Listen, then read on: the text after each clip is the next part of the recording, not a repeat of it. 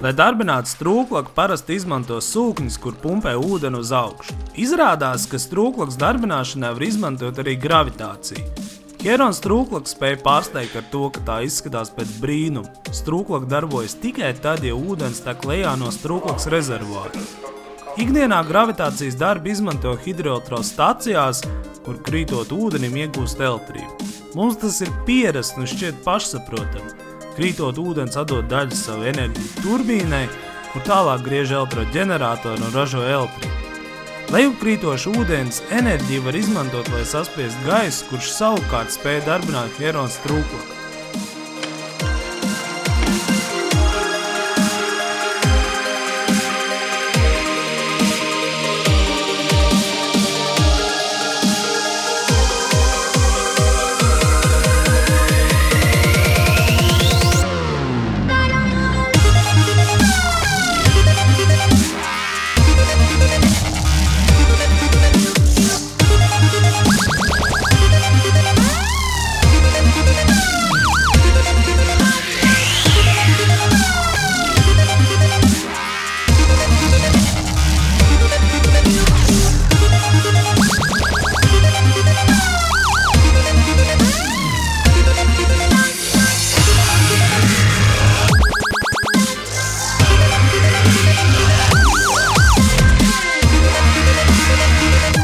Pamēģini izveidot pats savu strūklaku un pārsteidz ar to ikvienu.